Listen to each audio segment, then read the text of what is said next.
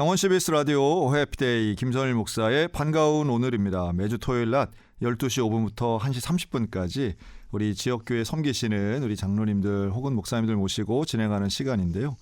들으신 첫 곡은 초롬이 부른 빛의 사자들이여 였고요. 오늘은 기독교대학 감리회 장로회 동부연회 연합회장으로 비선되신 우리 정인식 장로님 나오셨습니다. 안녕하세요, 장로님. 안녕하세요. 감사합니다. 네, 먼저 우리 동부연회 연합회장 되신 걸 축하드립니다. 감사합니다. 그리고 아마 지금 섬기시는 건 원주 개운감리교회 네, 지금 섬기시는 것 같아요. 네, 우리 나오시면은 사실 이제 목사님들 오시면 이제 교회 소개 먼저 하는데, 네, 지난번에 우리 개운교회 목사님 한번 출연하셔서 말씀하신 적이 있고요. 장로님은 제가 프로필을 좀 먼저 받았는데, 아유, 장로님은 그냥 뭐 영락 없는 강원도 분이시네요. 네, 평생을 강원도에서 나서 지금까지 생활하고 있습니다. 그러시네요. 네. 그래서 이제 태어나신 건 영월이시고, 네, 또 아마 어린 시절 생활하신 거는 이제 평창 쪽에서 좀 지내셨던 것 같아요. 네, 그렇습니다. 근데 영월 평창은 조금 뭐 가깝긴 한데 인접 지역이긴 한데. 뭐 그때 당시는 영월을 더 크게 치나요? 평창을 더 큰 지역으로 했나요? 당시는 제가 어렸을 때는 이제 광업소, 탄광이 있던 지역이라서 상당히 영월 쪽이 더 훨씬 더 컸었죠. 그랬군요. 네, 그렇습니다. 지금은 올림픽을 유치한 글로벌한 지역인데 지금은 지명도가 뭐 평창이 훨씬 더 높겠죠. 그렇군요. 근데 또 옛날에 영월이 그렇게 컸군요. 거기서 그 장로님 태어나셨던 뭐 그때를 생각하면 뭐 50년대 요 중반 후반 요때 생각하면 뭐 광업은 잘 될지 몰라도 지금보다도 더 추웠을 것 같은데요. 저희들 기억에는 그 초등학교 옛날에 국민학교죠. 지금 그 고향을 가보면 거리가 얼마 안 됐는데도 불구하고 너무 추워가지고 그냥 가다가 학교를 가다가 울던 기억들이 지금도 나거든요. 너무 추워서 우셨다고 그래서 그럴 수도 있겠네요. 이건 뭐 그때 피할 수가 없으니까 그 추위를 바람을 막. 그 평창도 또 유명한 그 덕장도 유명하고 그렇습니다. 그 여기 우리 인제 용대리 같이 황태덕장. 황태덕장이 아주 대한민국 대표하는 곳인데 그런 곳의 특징이 바람이 많이 분다고 하더라고요. 일교차가 크고 그러니 어린 나이에 그거 뭐 얼마나 추우셨겠어요. 근데 또 눈도 많이 왔을 거 아니에요. 눈도 많이 왔죠. 제가 그 평창에 있는 교회 장로님 말씀 한번 듣는데 아마 장로님이랑 비슷한 연배이셨을 것 같은데 어릴 땐 너무 눈이 많이 와서 그 대나무 스키 만들어서 타고 다녔다고 하더라고요. 맞습니다. 스키의 이제 시발점이죠. 이야, 이걸 누가 만들어요? 그러니까 집에 부모님들이 이동 수단이 안 되니까, 그걸 집에서 이제 깎아서 만들어 신겼던 거죠. 야, 그 대나무가 있었나요? 그러니까 그걸 대비해서 미리 준비해 놓는 거죠. 그 제가 근데 그때 얘기를 들으면서도 참 궁금한 게. 그럼 내려갈 때는 좀 잘 내려갈 것 같은데 갔다가 올라올 때는 어떻게 오셨어요? 제가 그랬는데 그래도 그 스키 형태의 그 신발 아니라 덧신 같은 게 눈에 안 빠져서 그래야 걸어 올라갈 수 있다. 그렇습니다. 힘은 들지만 그런 건가요? 네. 지금 이제 그게 그 노르딕 스키라 그러죠. 노르딕 스키가 이제 그런 형태죠. 다리를 드는 게 아니라 미끄러져 가는 눈 위에서 타는 거죠. 그러지 않으면 이제 그냥 맨발로 하면 눈에 빠져버리니까. 이야, 그거 뭐. 그거 어디 노르웨이나 덴마크 얘기 듣는 것 같다. 그렇습니다. 그렇게 어릴 때 다녔으니 7, 80년대의 강원도는 이제 동계회 스포츠 강한 지역이었잖아요. 그렇습니다. 강세 지역. 그러다가 이제 장비 막 들어오고 그다음부터는 요즘은 아마 그것도 경기도 서울이 더 잘하는 것 같은데. 네, 맞습니다. 선수 축구할 말이고. 그럼 장로님도 옛날에 그런 대나무 스키 타셨어요? 저는 이제 그런 건 아니었고요. 그냥 우리가 흔히 얘기하는 시깨또라 그랬죠. 시깨또. 그러니까 얼음에 이렇게 그 스케이트 아닌가요? 아니 그러니까 그 이제 그게 스케이트? 일본 말이었던 것 같아요. 그렇네요. 어른들이 네네. 쓰던 네. 언어로 그냥 네. 식게또라 그래가지고 그거는 그냥 얼음길을 타고 다니는 거였죠. 예. 안질뱅이 썰매 같은. 네네네 그런 건데 예. 예, 그런 것들을 저희들은 많이 탔죠. 네. 야, 그럼 뭐 하긴 뭐 80년대, 90년대까지도 그 야외 스케이트장이 제법 많이 있었는데 네. 지금은 다 이제 실내에서 스케이트를 많이 타시니까 그렇긴 한데 아마 스케이트도 많이 탔죠. 그렇죠. 우리 네. 춘천도 많이 타셨다고 예, 하던데 예. 공지천 얼어가지고 거기서 네. 막 대회도 하고 하셨다는데 저희들도 겨울만 되면 이제 스케이트장을 만들죠. 네, 물을 가두어서 그래서 봄날 때까지 계속 스케이트를 탔죠. 네. 그러셨군요. 네. 근데 이제 우리가 생각할 때는 뭐 그 뭐 산촌 같은 산골 같은 그런 지역에서 이제 어린 시절 이제 사신 것 같아요. 네. 형제는 많으셨나요? 두 형제였는데요. 네, 네. 형님이 32살에 일찍 심장병으로 돌아가셨어요. 그럼 뭐 가족이 이렇게 많지는 않으셨네요. 네, 그렇습니다. 네네. 네. 그래서 그런데 신앙생활은 어떻게 시작하셨어요?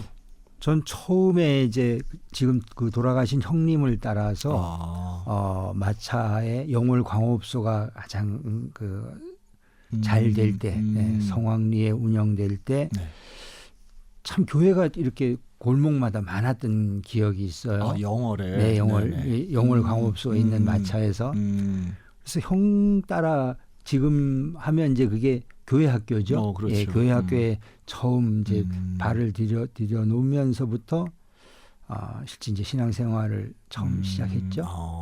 네. 그 갔더니 뭐 아이들도 많고 뭐 네, 친절하게. 아이들이 참 많았어요. 그렇군요. 저희들 초등학교 때 그 한 학년이 6개 반이었는데 보통 저희들 다닐 때는 한 반에 한 6, 70명씩 됐었죠. 이야. 네. 영월 광업소가 잘 될 때 그렇게 애들이 많았습니다. 야, 그럼 전교생이 뭐 한 2,000명 가까이 그렇습니다. 됐어야 네, 되는 그렇습니다. 건데 지금으로선 상상도 안 되는. 상상이 안 되는 얘기죠. 네. 한 반 정도 되는 학교들이 요즘도 많지 않습니까? 맞아요, 6, 70명 되는 그럼요. 전교생이 그 정도 되는 그럼요. 학교들이 많은데 저희 한 반이 그랬으니까. 그러면 뭐 그 영월 자체 어릴 때는 뭐 여기가 무슨 소외되고 작고 이런 생각 없이 그냥 뭐 사셨을 거 아니에요. 저희가 이제 중학교 때까지 영월에 있었는데 이제 시골에 실지 그 당시만 하더라도 이제 기본적인 욕구 먹고 사는 문제가 해결이 안 되는 시기였는데 이제 그냥 돼지고기. 네, 돼지고기요. 네, 이제 광업소니까 광부들은 많이 광부들을 맞아요. 위해서 돼지고기하고 쌀은 이건 그냥 내가 돈을 안 가져가도 광업소에서 가불 형식으로 아무 때고 줬거든요. 네, 그러니까 그게 뭐야? 그러면 식당이 아니고 그냥 뭐 고기를 그냥 줘요? 그렇습니다. 예, 그래요. 배급 주는 식으로. 배급 주는. 예, 네. 그때 당시에 이렇게 그 광부가 인정받던 때네요, 진짜.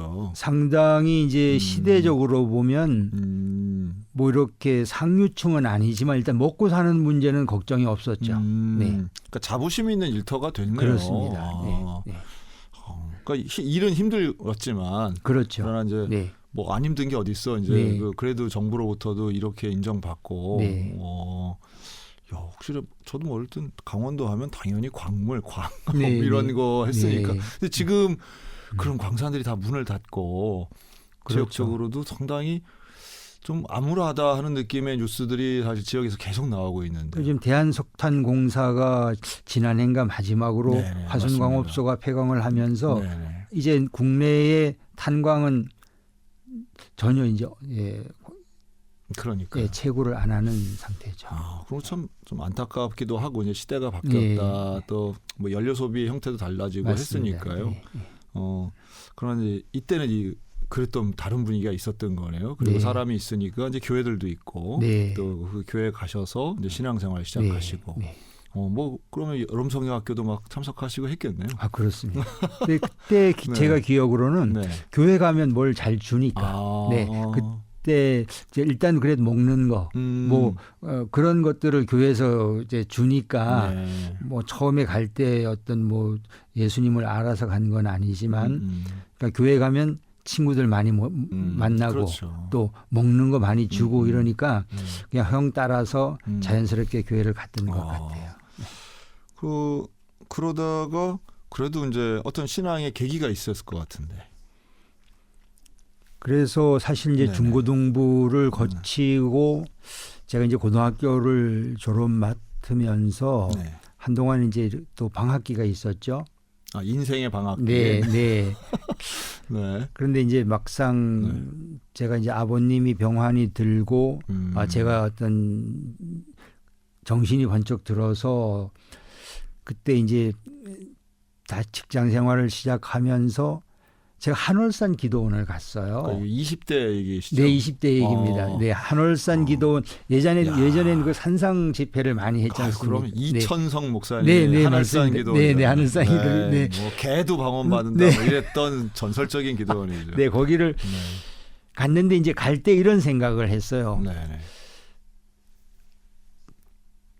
뭔가 하도 이렇게 좀 다른 사람들처럼 뭐 성령을 받는다든가 이런 욕심이 있었어요. 네, 네. 그래서 그냥 막 그 분위기에 휩쓸려서 막 달라고 기도를 하는데 네. 저한테 이런 깨달음을 주시더라고요. 이미 너에게 다 주었다라는 깨달음을 주셔서 네. 그때 그 산상 집회 여름 산상 집회 사람들이 몇천 명씩 모였는데 제가 그 앞에서 대성통곡을 하고 울었어요. 네. 그때 이제 처음 하나님을 만났고 네. 그런데 그 깨달음을 듣고 내 삶을 되돌아보니까 이미 진짜 제가 다 받았더라고요. 네. 그런데 이제 저만 몰랐던 거죠. 네. 그게 이제 첫 번째 하나님을 만났던 계기였던 것 같아요. 그 하늘산 기도원 가실 때 어떻게 누구 동행했던 분들이 좀 계셨나요? 네, 그렇죠. 네, 이제 그때 제가 이제 집사였을 때인데 네. 교회 장로님 가정하고 같이 그때는 이렇게 뭐랄까 텐트를 치고 그렇죠. 숙식을 해결할 때거든요. 그 소나무 숲. 네, 네, 그렇습니다. 네. 우리 뭐 사실 춘천에서는 또 그렇게 멀지도 않은데 네, 이제 이쪽으로 오신 거네요. 네, 네. 오셔서 하여튼 뭐 그 계절은 좀 여름 쪽이었겠네요. 네, 그렇습니다. 그렇죠. 그래서 모여가지고 예. 그 참 생각해 보면 분명 화장실도 불편하고 뭐 먹는 것도 그렇게 뭐 이렇게 위생적이지 않았을 텐데도 그런 고생한 거는 잘 기억들이 안 나시나 봐요. 그런 기억은 안 나고요. 제가 네. 기억나는 거는 너무 바빴어요. 밥 해 먹고 집회 참석하기 바쁘고. 그렇지. 네. 그렇지. 네. 맞아요. 그때는 바쁘죠. 계속 시간 이어서 하니까 네. 뭐 밥 해 먹고 설거지할 시간도 없고 또 집회 가야 되고 네. 그런 기억만 나지 뭐 화장실 불편하고 이런 것들은 별로 그냥 지금 다들 그러고 있으니까 네, 네. 이게 분명히 그때는 불편함이 있었지만 시간 지나면서 그런 거는 심각하게 생각을 안 했기 때문에 다 지나가는 겁니다. 기억이 없어요. 맞습니다. 그게 이게 근데 너무 공감되는 게 조금 딴 얘기인데요. 우리 한국 영화 옛날 무슨 도사들 나와서 하는 얘기가 있었어요. 근데 도사들끼리 그러더라고요. 계룡산에 돌을 닦으러 들어갔는데 밥 해 먹는 일이 너무 바쁘더라고요. 아침 먹고 맞아요. 뭐 하면 조금만 뭐 빨래 좀 하면 뭐 벌써 점심 때고 점심 먹고 뭐 좀 도 좀 닦을까 하면은 벌써 저녁 준비해야 될 때고 뭐 이래서 정신없이 하루가 가더라. 그런 얘기하는 거 들었는데 밥해 먹는 거 이거 어려운 일입니다. 그랬던 것 같아요. 하여튼 뭐 조금 있다 보면 또 찬양 시작하는 소리 막 들리고 또 빨리 가야죠. 빨리 가야죠. 네, 그랬던 기억이 있어요. 그것도 키도 크셔가지고 이천성 목사님 눈에 잘 보이고 화도 잘 내고 혼도 잘 내시고. 네, 그렇습니다. 그 은사도 좀 받으셨어요? 사실 그때 이제 그런 깨달음을 받고 또 이제 직장 생활 처음 하면서 어떻게 보면 하나님을 잊어버리고 살았던 기간이 또 상당히 있었던 그렇군요. 것 같아요. 네. 네.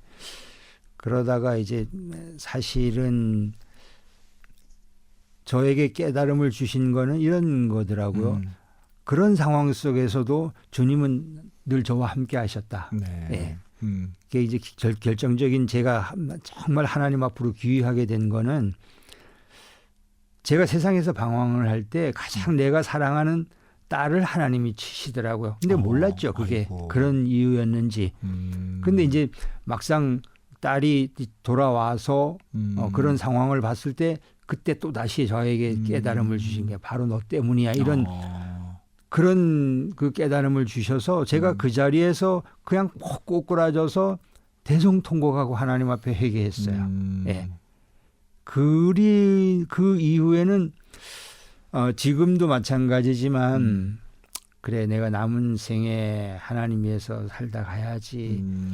예, 그런 마음 먹고 열심히 살아온 것 같아요. 아이고, 그러니까 이제 아버지의 그런 병환과 네. 또 뭐 따님도 어떤 건강적인 문제였는 네, 모양이죠. 네, 네. 네. 아주 어렸을 때였을 텐데. 네, 그렇습니다. 네. 네. 근데 이러한 가족의 모습을 보면서 장로님이 새로운 깨달음을 갖고 네. 하나님께 이제 매달리고 네. 간절히 기도하면서 네. 이제 영성이 네. 성장하기도 하시고 네. 하나님께로 이제 완전히 돌아오시는 그런 계기였다는 말씀이네요. 네, 그렇습니다. 네.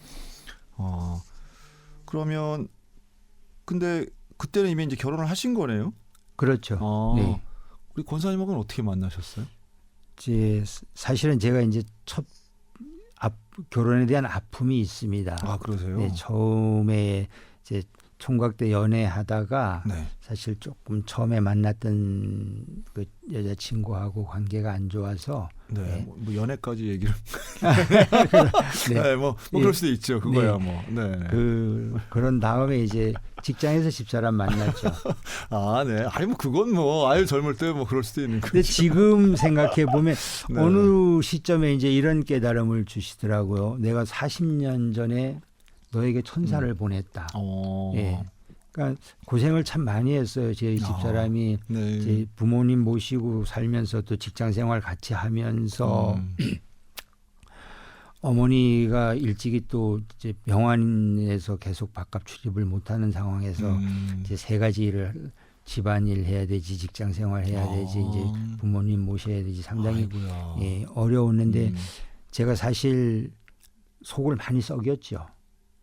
아, 그러세요? 네, 저 아내의 속을 많이 썩였어요. 뭐. 네. 근데 이제 어느 날 그렇게 깨달음을 주시더라고요. 40년 전에 내가 너에게 천사를 보냈다. 그런 깨달음을 주신데 요즘 이제 제가 이런 고백을 하거든요. 집사람에게. 40년 전에 천사를 보내서 수종들게 했다. 너무 순종적이거든요. 지금 네. 세대하고는 또 다른 네, 그런 삶을 지금까지 살아오고 있어서 아유, 달라 보이시네요. 네, 우리 우리가 방송국 직원들도 하나같이 다 순종적이고 다 그런데 네, 그러시군요. 시대와 달리 네, 지금과 그렇습니다. 달리. 네, 그렇습니다. 근데 아주 이렇게 오늘 처음 뵀는데 우리 권사님 벌써 외모와 분위기는 무슨 저 여성 지도자 같으신 그런 아주 멋쟁이 외모신데 그런 순종적인 인생을 사셨군요. 네, 네. 아유, 남편이 이렇게 인정을 해주고 좀 아유, 장로님 눈가가 촉촉하니 무슨 저 진실의 눈으로 우리 권사님 얘기하실 때 제일 아주 그냥 존경을 담아서 말씀을 하시네요. 그러면 그 직장은 어디 농협에서? 농협에 네, 같이 근무했습니다. 그러시군요. 네, 네. 그러면 장로님은 정년 퇴직을 하신 것 같은데. 저희 동갑입니다, 두 분. 아, 그러세요? 네, 네. 네. 동년배로 네. 함께 일하시고 그럼 네. 두 분이 같이 정년 퇴직하셨어요? 네, 그렇습니다. 대단하시네. 정말 대단하시네요. 그런 사례가 뭐 흔치 않을 것 같은데요. 글쎄 그 하나님 축복이죠. 진짜 축복이네요. 네, 네. 부부가 한 직장에서 정년까지 할 수 있다는 게 네. 이렇게 지내놓고 보니까 그게 하나님의 축복이 아니면 결코 그렇게 흔한 일. 전 처음 들어보는 것 같은데요. 네. 이런 어떤 사례는 왜냐하면 농협은 오래 일하시잖아요. 네, 일하는 그렇습니다. 기간도 네. 오래 되시는데 30년 넘게 하시는데 이거 부부가 같이 이렇게 하셨다. 아마 80년대 우리 그렇게 뭐 결혼하면 한 명 막 그만두라고 하는 분위기도 많았을 텐데. 제가 이제 그것을 나중에 하나님이 네네. 제가 이제 제 삶을 복귀해 주시는데요. 네. 지금 말씀하셨던 그 IMF 때 그렇죠. 그 부부 네네네. 직장인들을 맞아요. 다 맞아요. 이제 한 명은 한 명씩 그만두기로 했는데 뭐 저희 직장에도 그런 부부로 근무하시는 분들이 많이 있었죠. 근데 다 이제 스스로 알아서 다 본인들이 다 나갔는데 네네. 저희들 차례가 됐는데 아무 얘기가 없는 거예요. 예. 그래서 IMF 때 그런 고비를 저희들 뭐 아무런 그거 없이 그냥 넘어갔어요. 그래서 그냥 둘이서 같이 정년까지 근무를 했던 거죠. 예. 아무 일 없는 게 아니라 두 분 다 너무 유능하신 거 아닌가요? 직장에서 되게 인정받으시고 이제 그러셨군요. 네, 네. 좀 새로워 보입니다. 이런 사례도 있구나 네. 하는 걸 보면 그게 이제 네. 지나놓고 보니까 다 하나님의 계획 속에 이루어졌다는 거를 제가 깨닫게 해주시더라고요. 그러니까 아마 업무적 역량도 뛰어나셨겠지만 사람들과의 관계도 분명히 좋으셨으니까 그런 게 가능했겠죠. 그 같은 이제 농협은 지점도 많고 하잖아요. 네. 같은 지점 이런 데서 일해 보신 적도 있어요? 같은 지점에서는 일을 안 시킵니다. 네. 부부인 줄 몰랐던 거 아닌가요? 각자 있는 데서 이제 그러면 출근을 따로따로 하시고 그랬겠네요. 거의 이제 다 따로따로 하죠. 네. 그러면 집이 그래도 뭐 좀 가까운 데 있나요? 집은 뭐 중간쯤에서 사셨나요? 네, 그렇죠. 이제 제가 이제 평창에서 주로 이제 근무를 했는데 이제 장평이라는 지역이 장평사업소 네, 있죠. 거기가 딱 그 평창군의 중심이에요. 그래서 어디로 발령이 나더라도 출퇴근이 가능한 지역이라서 이제 거기다 이제 집을 마련해서 짓고 지금도 아직 주택이 거기에 있습니다. 아, 그러세요? 네. 그 뭐 진부도 갔다가 이제 뭐 이렇게 그렇습니다. 그렇네요. 그럼 자녀분들도 그럼 그쪽에서 키우셨어요? 네, 그렇습니다. 평창에서. 네. 아유, 그 지역 가면 뭐 장로님은 그냥 뭐 웬만하면 군민들 다 하시겠네요. 그렇죠. 뭐 네, 사실 이제 그 농협이라는 직장이 주민들과 많이 접촉하는 그런 직장이라서 그렇습니다. 저는 부부가 다 지역에서는 뭐 유명 인사시겠네요. 그런데 지금의 교회하고는 어떻게 만나셨어요? 그러면 저희가 이제 늘 그래왔어요. 우리는 정년퇴직하면 원주 나가 살자. 이제 사실은 평창이 너무 시골이잖아요. 그러니까 뭐 또 거기서만 사셨으니까 또 네. 그러니까 예전부터 그런 계획을 갖고 있었던 걸 이제 실행했던 거죠. 춘천도 좋은데. 그래서 사실 이제 뭐 제가 원주로 나가는 문제보다 이제 교회를 옮기는 문제가 더 어려운 문제였어요. 지금 사실 이제 평창중앙교회를 제가 섬기면서 그때 마치 이제 교회가 건축을 하고 있는 중이었었거든요.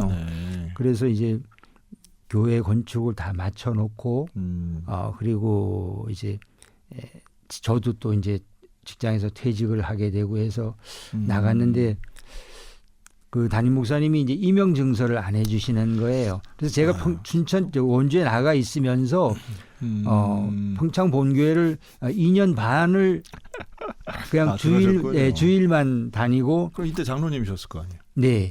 장로님 이제 하셨으니까 더 어려우셨겠네요. 네. 새벽 재단은 이제 원주에 있는 삼천교회라는 집 부근에 있는 교회에서 섬기고, 그래 마지막에는 도저히 이게 저 자신도 안 되고 교회에도 미안하고 해서 제가 다음 주부터는 나오기가 어렵겠습니다라고 말씀을 드렸으니까 담임 목사님께서 그럼 교회를 정해서 연락을 하면 임명증서를 해주겠노라고.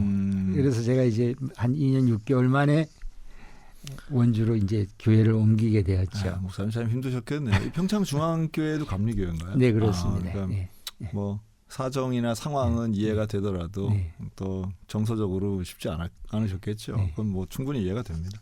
그래서 그러면 그게 지금 개운감리교회 출석하신 지 얼마나 되셨어요? 지금 이제 만 7년째입니다. 그러세요? 네네. 그렇게 오래되지는 않으셨네요. 네, 그렇습니다. 오셔서는 그럼 처음에는 어떤 협동장로로 계셨겠네요. 아니 저희들은 이제 감리교회는 임명하시면 네, 임명하면 우리 교리와 장정에 의해서 네네. 네, 그냥 바로 이제 심어되네요. 네, 시무장로로. 네, 네. 네. 그렇게 오셔가지고 사실 그 10년이 안 된 어간인데 이렇게 장로의 동부연회 회장까지 되시는 건 장로님이 그 전에도 뭐 좋은 관계들이 있으셨네요. 그러니까 이제 사실은 청장년 때부터 네. 연합회 활동을 좀 열심히 했고요. 여기 지금 이제 와 계신 우리 이제 이철희 네. 장로님 같은 이제 연배인데 사실 예전부터 연애 활동을 많이 같이 감독님하고 했었죠. 예. 네, 네. 그렇겠네요. 그러셨겠네요. 사실 뭐 지금 이제 목사님 말씀하셨듯이 제가 동부연회 장로회장이 되기까지 또 임명하고 제가 얼마 안 된 상태에서 네. 교회에 그런 적극적인 지원이 없었다면 그렇죠. 사실 네, 좀 어려웠을 텐데 또 담임 목사님께서 또 장로님들께서 신뢰를 해주셔서 이번에 함께 아주 한 원팀이 돼서 선거를 치렀습니다. 아유, 그러셨네요. 그럼 뭐 이제 아마 준비도 하시고 이제 사람들 협력자도 많이 이제 만나시고 하셨을 텐데 네. 장로님 보실 때에 이제 동부연회가 이제 앞으로 나아갈 네. 그런 기도의 제목, 비전의 네. 방향 네. 이런 걸 분명히 이제 정하시고 말씀하셨을 것 같은데요. 네. 한번 좀 네. 나눠주시죠. 근데 이제 저는 이제 물론 저 개인적으로 서로의 이제 생각이 다 다를 수는 있겠지만 네네. 지금 한국 교회 전체를 그렇죠. 놓고 봤을 때 이게 그러면 초대교회 교인 수가 많아서 한국 교회가 제 역할을 했던 건 아니라고 보면 맞습니다. 지금 너무 영성이 떨어져 있지 않느냐. 어떻게 보면 세상이 너무 살기 편하다 보니까 하나님을 멀리 떨어져 있고 떨어져 있다기보다는 대적하는 상황이 아닌가. 오히려. 네, 오히려. 네. 네, 그래서 어떤 우리가 영성이 회복돼서 복음의 본질로 돌아가자. 네. 이런 것들이 저에게 늘 이제 의문이었고 저에게 준 의문점이었고 또 한국 교회가 앞으로 가야 할 방향이라고 생각을 했던 거죠. 네. 그래서 그런 측면에서 사실 이제 고민도 많이 했지만 그래도 다른 건 내가 못해도 이거는 내가 열심히 할 수 있다.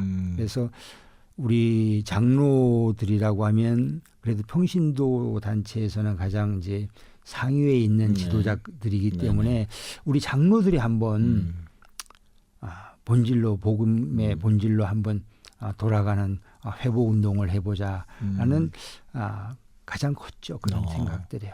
네. 이런 말씀에는 사실 반대할 사람이 별로 없을 것 같은데 네. 이제 결국 이제 총론에서는 일치가 가능한데 네, 이거 네. 이제 강론으로 들어가면 네. 사람들이 좀 생각이 다르시잖아요. 네, 그럴 수 있죠. 특히나 네. 지금같이 네. 이렇게 예민한 정치적인 이슈 네. 가지고 뭐 나뉘어지고 어느 쪽이냐 막 이런 시대에 우리는 아무 쪽도 아니고 오직 복음의 본질을 가자라고 하는 사람들도 공격을 당하는 아주 새로운 국면이거든요. 지금이. 네, 맞습니다. 네. 그래서 연합회 활동 또 연회 활동 이런 데들이 상당히 중요할 텐데 이런 다양한 목소리들을 장로님 어떻게 끌어안을 수 있을까요? 제가 이제 선거 기간에 장로님들한테 공약한 게 있어요. 네네. 본질의 문제가 아니면 난 100% 다 내가 양보하겠다. 네. 이게 뭐 어떤 신앙적인 본질을 예를 들어서 동성애 문제라든가 이런 것들이라고 하면 우리가 순교적 각오로 나가야 되겠지만 그 밖에 화합을 깨뜨리는 일이다. 이런 일들에 있어서는 난 100% 내가 양보할 마음의 준비가 되어 있다라는 생각이었고요. 어떻게 보면 지금 그 대한민국이 진보와 보수로 이렇게 이념적으로 상당히 이제 갈등을 겪고 있는 데 있어서 그럼 한국 교회가 할 역할은 뭐냐? 그렇죠. 그럼 이 통합의 문제는 그래도 교회가 책임져야 될 일이 아닌가라는 늘 생각을 갖고 있었거든요. 그래서 지금 어떤 이념적인 보수와 진보의 문제도 우리가 이걸 말씀 안에서 좀 함께 풀어갈 수 있다라고 하면 한국 교회가 그래도 사회적으로 인정받고 뭔가 역할을 할 수 있지 않겠느냐. 그 진원지가 동부연의 장로회였으면 좋겠다라는 생각을 갖고 그래서 지금 이제 말씀하신 통합의 문제 네. 이 부분에 대해서는 내가 개인적으로 양보할 수 있다고 하면 난 100번이라도 양보할 수 있다. 이제 그런 생각. 네, 네. 그 동부연에 소속되어 있는 장로님은 몇 분이나 계세요? 이제 원로 장로님, 이제 은퇴하신 장로님들까지 포함해서 한 2,000명 정도. 2,000명. 네네. 장로님만 2,000명 같으면 네. 정말 대단한 거네요. 네. 그러면 그분들이 같이 기도하고 네. 하나가 될 수 있으면 네. 많은 문제들이 해결될 것 같은데. 그러니까 사실 우리가 지금 함께 기도하고 하나만 되는 것도 쉽지 않은데 네. 우리 감리교단이 좀 그게 앞장서 주시고 네. 또 그 부분에서도 또 특별히 이제 장로님들이 평신도 리더십을 잘 발휘해서 네. 함께 나가시는데 장로님 임기가 2년입니다. 2년 네, 그러면 이제 내후년 2월까지가 이제 임기이시네요. 네, 그 동안에 어떻게 이루실 뭐 로드맵이라고 해야 되나요? 그런 2년간의 계획이 좀 있으실까요? 이제 제가 소대도 말씀드렸지만 네. 그 저희 주제가 이제 여호와께로 돌아가자라는 2년간 제가 이제 그 주제를 갖고 이제 장로회를 운영할 텐데 네네. 자 영성 회복을 통한 복음의 본질. 그래서 지금 이제 저희들이 3박 4일 수련회를 통한 이제 영성 회복 프로그램이 있고요. 네. 그다음에 이제 저희들이 1년에 한 번씩 하는 그 장로 부부 영성 수련회가 있습니다. 네. 이것도 지금 그 모든 초점을 복음의 본질 회복이라는 그 초점에 맞춰서 지금 이제 준비하고 있습니다. 네. 상당히 많이 모이시겠는데요? 이번에 이제 한 1,000명 정도 계획하고 있습니다. 네. 그러면 이제 부부니까 이제 장로님 수보다 더 많게 모이실 수 있잖아요. 네. 여자 장로님들도 계시죠? 네, 계시긴? 그렇습니다. 네. 그렇게 해서 이런 거 하면 이제 강원도에서 장소는 어디서 하세요? 이번에 이제 오크밸리에서 원주 오크밸리에서 네네. 준비하고 있습니다. 이게 두 개가 다르네요. 하나는 3박 4일. 네, 그거는 이제 쉽게 해서 정예 부대만 그건 인원이 한정돼 있어요. 한 기에 한 50명 정도. 그래서 이번에 이제 집행부와 그리고 이제 각 지방 회장단들을 첫 번째로 좀 이제 훈련에 좀 참여시키고자 합니다. 그렇게요. 그러면 이거 뭐 1차, 2차 이게 네, 그렇습니다. 그렇게 하나요? 1차, 2차로. 1년에 이제 2번씩 하는데 한 100명 정도 1년에 훈련 받으면 좀 그래도 뭔가 자신을 돌아볼 수 있는 그런 기회 그런 것을 통해서 처음 신앙, 처음 그런 우리가 은혜 받았던 그 신앙으로 좀 돌아갈 수 있지 않을까 그런 생각을 합니다. 이런 거 준비하시는 게 아마 뭐 경험은 많이 있으시겠지만 또 이제 강사를 선정한다든가 뭐 찬양팀을 조직한다든가 또 스태프들 구성하고 하는 게 여러 가지 할 일이 많으시겠네요. 근데 이제 저는 이제 경험 측으로 이렇게 보면 제가 일하는 게 아니더라고요. 그렇죠. 정말 기도하고 그런 마음으로 준비하니까 하나님께서 사람을 이렇게 붙여주시더라고요. 그런 경험을 해서 그냥 이번에 이런 것들도 일단 회장인 제가 열심히 기도하고 또 하나님 앞에 매달리면 충분히 가능하다라는 안 된다라는 생각을 해보지 않았습니다. 아니 장로님 이렇게 얘기하면 다 될 것 같은데요? 아니 그리고 제가 하는 게 아니라 하나님이 일하시는 거라서 저는 될 수 있다는 확신을 갖고 지금 준비하고 있습니다. 그 인상이 이렇게 잘 웃으시고 아주 그 웃상이라고 하죠. 장로님이랑 얘기하면 다 그냥 예 알겠습니다 하고 다 수용할 것 같아요. 다른 분들도. 이제 아주 그 평 좋은 인기 있는 그 지자체장 같은 느낌이 좀 들어서 그렇게 이제 많은 분들이 협력하고 또 다양한 지방의 분들도 같이 오시고 목사님들도 많이 도와주셔야 이게 또 잘 될 것 같아요. 네, 그렇습니다. 그렇죠? 강사는 정해지셨나요? 아직 지금 이제 준비하고 있습니다. 우리 뭐 간이계단 또 좋으신 분들 많고 하시니까 영성수련회 장로부하고 하시면 다들 이제 친해지시고 네. 또 서로 간에 어떻게 그 지방회가 많은데 영동이 좀 다른가요? 연회는? 저희는 이제 동부연회는 네네. 강원도 전역을 전역이? 네, 아, 네, 관할 구역으로 하고 평소에도 있습니다. 그럼 교류가 많이 있으시겠네요. 그렇죠. 네. 네, 자주 만날 수 있는 기회들이 있죠. 그러면 뭐 실행위원이라고 해야 되나요? 장로님 이렇게 도와서 하는 임원단도 있으실 것 같은데. 이제 저희들이 동부연회 23개 지방회가 또 네. 연회 밑에 조직으로 있어요. 네네. 거기에는 이제 각각 이제 회장들이 있죠. 그래서 제가 이제 지방 회장들하고 이제 소통을 많이 하죠. 그럼 장로님은 그 지방회장 하셨어요? 저는 지방 회장은 안 했습니다. 안 하시고 네. 지방회장 중에 뽑는 건 아니군요. 네네. 근데 네. 장로님 중에 이제 네.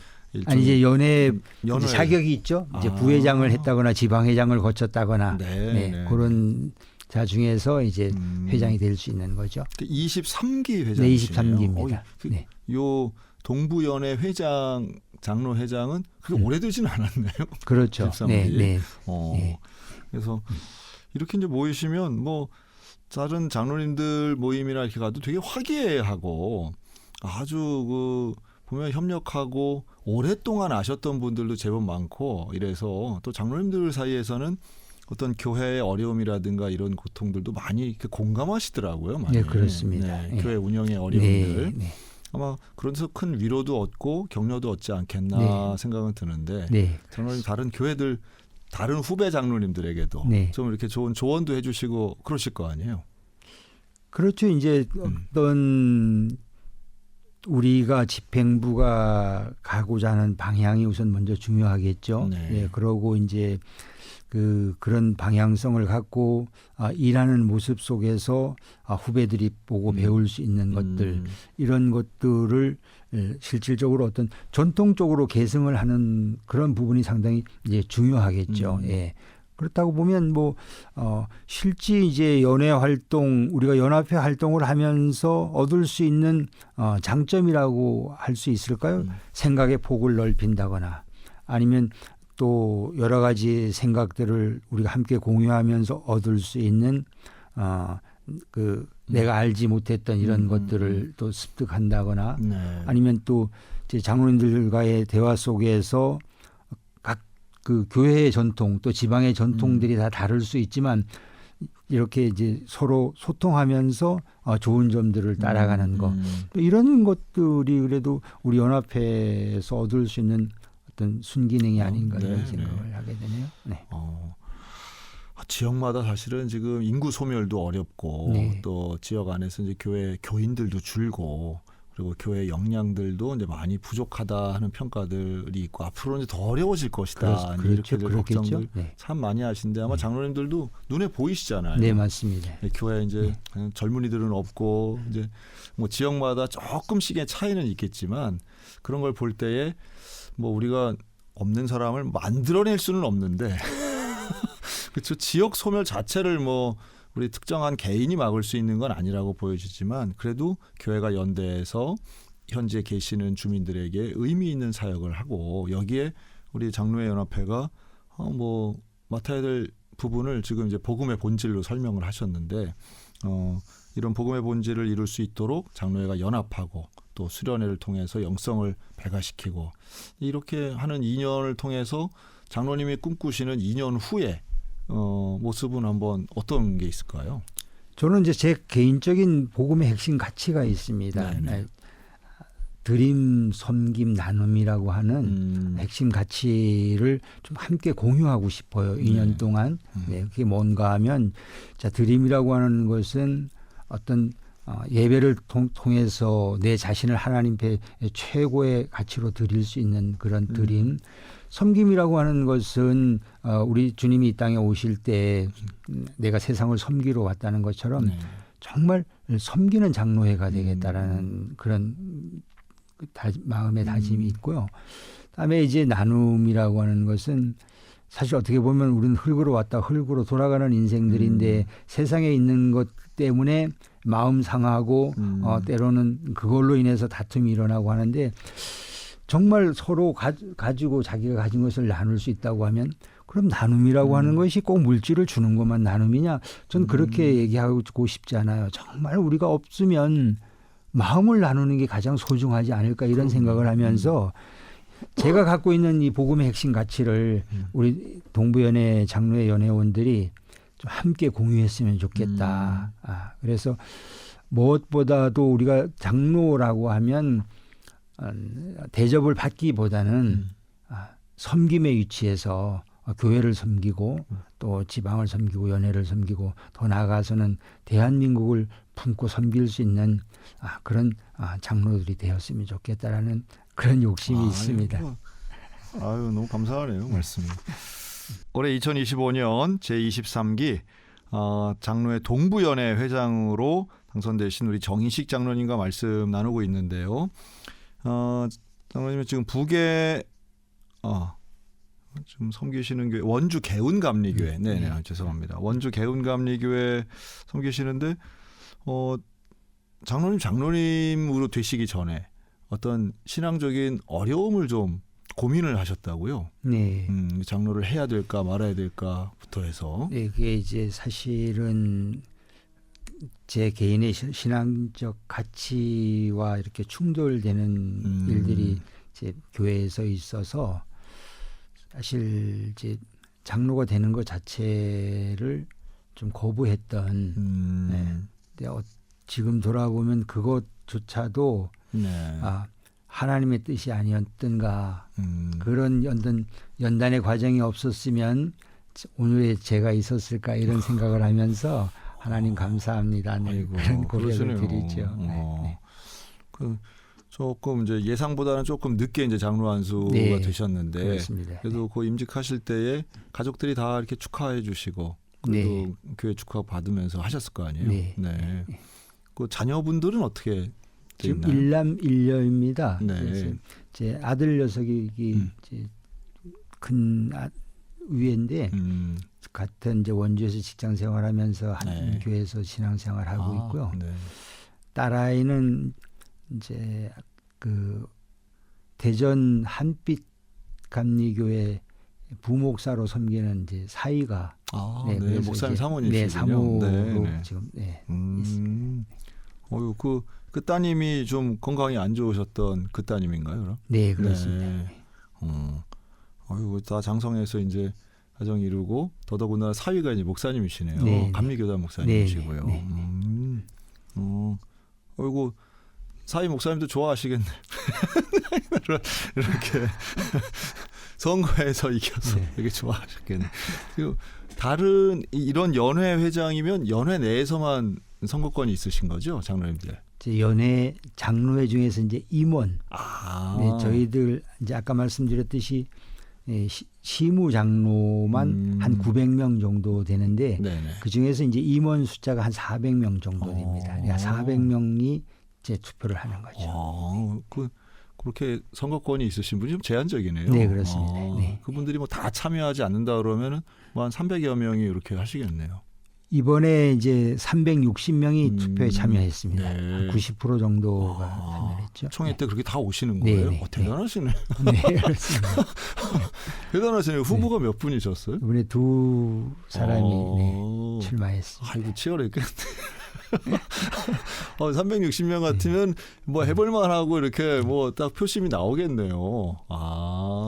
그러시네요. 뭐 잘 아시는 장로님이셨을 거 아니에요, 같이. 네, 그렇습니다. 그래서 또 같이 협력 잘 하셔야죠. 네, 그럼요. 네. 장로님 이번 선거가 처음이셨어요? 네, 그렇습니다. 그래도 처음 나와서 아이고 누구나 선거 치르는 거 쉽지 않을 텐데. 네, 쉽지 않더라고요. 그럼요. 큰일 하셨네요. 그럼 연회 회장 말고 또 다른 회장들도 있나요? 연회 안에서 장로님들도 무슨 대표 총회장 같은 게 있으세요? 감리교는? 의회 제도에 따라서 이제 연회원 자격이 있고, 그렇죠. 그다음에 이제 본부 총회 또 있군요. 회원 자격이 있고 그렇죠. 그러시군요. 알겠습니다. 그래서 이렇게 이제 아까 이제 드림 섬김 나눔 또 본질에 대해서 이제 말씀하셨는데요. 이렇게 사실은 이제 요즘 이제 장로님들 숫자도 사실 많이 줄어들고 있잖아요. 네, 저희 교단도 그렇습니다. 네. 네. 그래서 이제 소위 말해 평신도의 지도자들을 키워야 되는, 그러니까 장로님들 수가 많다는 거는 그만큼 평신도 중에 리더십을 가질 수 있는 분들이 많아야 되는데 숫자도 줄어들지만 나이도 사실은 좀 많아지시거든요. 네, 그렇죠. 젊은 장로님들 많이 네. 없으시고 이런 게 좀 교회적으로 좀 개선이 돼야 될 부분인데 이런 데에 대해서도 혹시 견해를 좀 갖고 계세요? 근데 이게 이제 한국 교회의 현실과 맞물려서 지금 이제 목사님 말씀하셨듯이 장로 숫자가 전체적으로 줄고 네. 또 실제 교회 젊은이들이 예전보다 훨씬 이제 적다 보니까 그렇죠.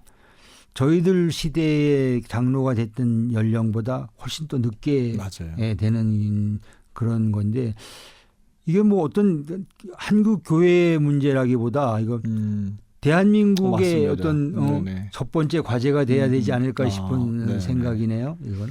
그래서 사실 목회자도 고령화가 많이 돼 있거든요. 네네. 그리고 앞으로 지금 교단별로 이제 준비를 많이 하고 연구도 많이 하셨던데 뭐냐면 현재 계시는 심우하시는 목사님들 수에 비해서 이제 뭐 부목사님이라고 해야 되는 젊은 연령의 목사님들이 훨씬 적거든요. 네, 맞습니다. 그러다 보니 네. 이제 앞으로 이제 교회가 비기도 하고 네. 그래서 미래를 준비하고 예비하는 여러 가지 대안들 대책들도 이제 많이 나와야 되는데 그런 부분에서 우리 장로님들이 함께 연구해 주시고 또 함께 동참해 주시는 이런 연회적 차원, 교단적 차원의 일들은 좀 필요하겠다 생각이 들어요. 네, 당연하죠. 네. 이제 저희 교단도 일부는 이제 평신도 사역, 평신도 분들이 지금 목회 사역을 하는 경우들도 그래요? 있습니다. 지금 사실 시골의 비전 교회들은 담임자를 못 구해서 지금 말씀하셨듯이 교회가 비는 현상이 생기거든요. 네네. 앞으로는 뭐 목회자 한 분이 몇 개 교회를 맡는다든지 이제 이런 문제가 충분히 그렇죠. 발생될 수 있기 때문에 어떤 사명 가진 평신도 어떤 지도자들이 지금 저희 연회 내에서도 그런 분들이 몇 분 계셔요. 그러니까 장로님들이 신학을 해서 지금 이제 담임자로 파송되는 네, 이런 일들이 지금 현재도 지금 그런 있는 상황입니다. 대단하신 분들이네요. 네, 그렇죠. 그렇죠. 네, 네. 교회에 대한 사명감을 네, 가지고 네. 어쨌든 교회는 교인이 한 명이라도 네. 있다면 교회가 존재해야 되니까요. 그렇습니다. 그리고 네. 지역민들이 소멸될 때까지는 뭐 보건소도 떠나고 농협은 떠날지라도 맞습니다. 교회는 마지막까지 네. 한 영혼을 위해서는 있어야 네. 되니까요. 그런 면에서 우리가 좀 미래를 좀 예측하고 준비하는 일들은 물론 출산 장려도 계속 해야 되지만 지역을 살리는 일도 해야 되지만 지역을 지키는 일도 또 같이 마음으로 또 해야죠. 근데 그런 부분에서는 우리 강원도는 조금 더 심각함이 있지 않나.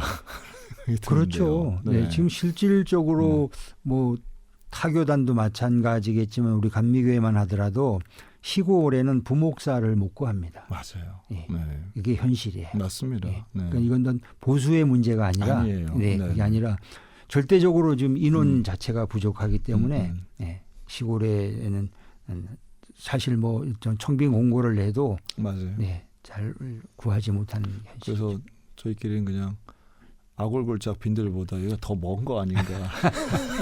아골골짝은 좀 가는데 네. 여기가 좀 더 멀어가지고 네. 여기까지는 못 오시는 거 아닌가. 뭐 이런 분들도 계시더라고요. 그래서 뭐 안 오는 거를 기다리기만 하는 것보다는 지금 그래도 우리가 평신도 중심의 대안을 만들고 그렇게 헌신의 도를 실천해 나가는 것이 훨씬 더 현실적이지 뭐 안 온다고 불평한다고 일이 해결되는 건 아니잖아요. 전 이렇게 보거든요. 이제 유럽 교회의 상황을 보면서 한국 교회도 그렇게 따라가지 않겠느냐 하는데 이제 그렇다고 다 교회가 안 되느냐? 그건 아니지 않습니까? 그렇죠, 예. 맞습니다. 되는 교회는 된단 말이에요. 예. 예. 그럼 어떻게 보면 그럼 되는 교회는 왜 되느냐? 우리가 고민할 필요가 있지 않겠느냐? 그렇죠. 예. 그리고 거기서 대안을 찾으면 좀 가능하지 않을까 이런 맞습니다. 생각도 한번 해봅니다. 저도 상당히 관심이 많은 부분이고요. 그런 분들 이제 저도 이렇게 방송을 하니까 목사님들 많이 오시잖아요. 많이 뵈면 보석 같은 분들이 계시더라고요. 네, 맞아요. 그래서 물론 이제 그분의 역량과 영성이 뛰어난 분들이기 때문에 그 일들을 하지만 모두가 그렇게 할 수는 또 없는 거여서 그래서 저는 하여튼 저도 뭐 이제 저희 교단 이제 신학교 대학원 가서 강의를 할 때 늘 얘기하는데 먼 곳 가라. 네. 정말 그 레드 오션에서 뭐 경쟁하는 게 목회자가 아니고 아무도 없는 그러나 몇 계시는 그런 젊은이를 필요로 하는 지역에 있는 그런 교회 가서 젊을 때 역량을 발휘하는 게 훨씬 더 많은 열매를 맺을 수 있다고 제가 이제 강조하곤 하는데 그런 보석 같은 분들 계시죠. 네, 맞습니다. 그래서 저런 분들 보면 저런 분들이 계속 좀 있으면서 잘 좀 지역을 위해 헌신하면 좋겠다 하고 대단한 분들 많습니다. 그리고 사람이 없어도 그 가운데 의미 있는 목회하시는 분들이 있거든요. 네, 그렇습니다. 우리 동부연회 앞으로 꿈을 갖고 가시는 우리 장로님 응원하겠고요. 마지막 기도 제목을 좀 말씀해 주시죠. 글쎄요, 제가 뭐 개인적으로 어떤 기도 제목을 갖는다고 하면 사실 제가 제 자신을 위해서 별로 기도해 본 기억이 없어요. 근데 그것도 저에게 주신 사명이라고 생각하는데 사실 제가 그 나라와 민족을 위해서 기도한다 그러면 조금 이상할 수도 있는데 그 기도를 제 하루의 기도 시간으로 따지면 그 기도가 50% 이상 차지하고 있거든요. 근데 그래서 제가 저 같은 사람한테 무슨 이런 기도 제목을 주시느냐라고 하는데 그렇게 제 의도와 관계없이 그런 기도가 되거든요. 나라와 민족을 네, 나라와 민족을 지금 사실 어떻게 보면 정말 필요하죠. 지금 이 혼란의 이 대한민국을 그럼 살릴 수 있는 게 누구냐? 저는 이제 한국 교회가 이 역할을 감당해야 된다고 생각하는 거거든요. 그래서 뭐 개인적인 기도는 그냥 자녀들이 정말 인격적인 하나님 만나서 그 인생들을 하나님 앞에 다 맡길 수 있는 거라고 하면 개인적인 욕심은 그거겠죠. 그러나 이제 조금 더 우리가 눈을 더 크게 떠서 넓게 보면 이 대한민국의 현실을 우리 한국교회가 정말 좀 냉철하게 판단하고 어떤 국민 통합의 문제 이것만큼은 그래도 한국교회가 책임져줘야 되지 않겠느냐. 늘 이제 그런 마음으로 기도하고 있습니다. 감사하네. 장로님 기도 그대로 응답되기를 저도 뭐 같은 마음으로 늘 기도하니까요. 네, 되어 있습니다. 우리 마지막 곡은 전용대가 부르는 모든 것이 은혜. 우리 이 찬양 들으면서 우리 정인식 장로님과 인사 나누도록 하겠습니다. 오늘 장로님 나오셔서 감사합니다. 네, 감사합니다. 네, 감사합니다. 네, 감사합니다. 네, 감사합니다.